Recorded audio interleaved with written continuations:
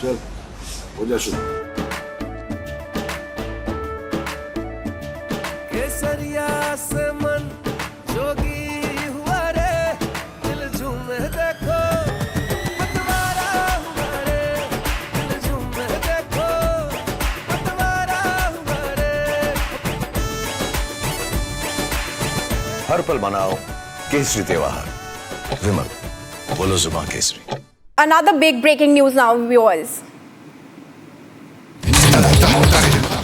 Our teams on ground have been reporting from the epicenter of the NEET scam, and in an exclusive, we spoke to NEET topper Krish, who secured 720 on 720.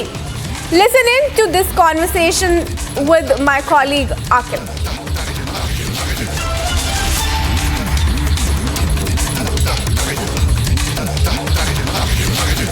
अभी 10 तरह के जो है वो सवाल उठ रहे हैं कि जो नीट की परीक्षा है उसके अंदर कहीं ना कहीं डिस्क्रिपेंसीज हैं। आपकी क्या राय है इसमें? तो जितनी भी जो इरेगुलरिटीज़ हैं वो ऑफ कोर्स एनटीए डिनाई नहीं कर सकता, उनकी तरफ से हुई हैं। बट जो हमारे सेंटर पे हुई थी उसके बाद जस्ट अगले ही दिन हमारे सेंटर के सामने फिर बच्चों ने प्रोटेस्ट भी किया था, और फिर बच्चों ने क्या कहते हैं एक लोकल यूनियन बना के उसके बाद हाई कोर्ट में गए थे, और उसके बाद हाई कोर्ट से ये आया था कि इनको जो इनका टाइम लॉस हुआ है और जो पेपर इनको दूसरा डमी पेपर दिया गया उसके हिसाब से इनको नॉर्मलाइजेशन देनी चाहिए। आपके सेंटर पे एग्जामिनेशन कितने बजे स्टार्ट हुआ था? स्टार्ट तो सही टाइम पे हुआ था, बट जो हमें पेपर मिलने चाहिए थे वो हमें दोनों पेपर दे दिए। 2 पेपर्स आते हैं हर एक सेंटर पे, एक जो नॉर्मल पेपर जो होना चाहिए और एक डमी पेपर। तो हमें दोनों पेपर दे दिए स्टार्टिंग में, और बोल भी यही दिया कि दोनों करने हैं। तो हमने दोनों की OMR, और ये सब कुछ 2 बजे के बाद हो रहे हैं, तो हमने दोनों की OMR भरी। दोनों OMR भरने में टाइम गया। OMR शीट भरने के लिए क्या एक्स्ट्रा वक्त मिलते हैं? नहीं, एक्स्ट्रा टाइम नहीं मिलता। जो 3 घंटे 20 मिनट का टाइम होता है उसी में भरनी होती है। जैसे क्या होता है, जैसे पिछली बार जब मैंने फर्स्ट अटैम्प्ट दिया था उसमें उन्होंने पहले ही दे दिया था पेपर 2 बजे से पहले, और OMR भरने का टाइम उन्होंने दे दिया था।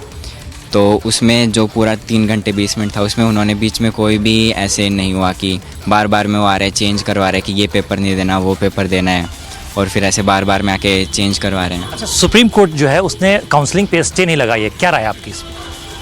तो वो उनका यूँ है कि अगर जैसे जो केसेस चल रहे हैं अगर वो बाद में प्रूव नहीं कर पाते कि हाँ सच में ऐसा कुछ हुआ है, तो वो जो इतना ज़्यादा टाइम लगता है कि उस चीज़ को टाइम तो लगेगा ही उसको प्रूव करने में, तो जो वो टाइम है वो बच्चों का लॉस हो जाएगा।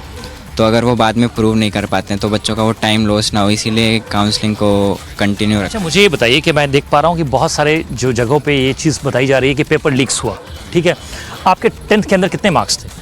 10th में जैसे हमारे कोविड का टाइम था तो टेस्ट तो हुआ नहीं था बोर्ड का, तो बट वैसे जो स्कूल की तरफ से आया था उसमें 92% थे। 12th में कितने मार्क्स थे आपके?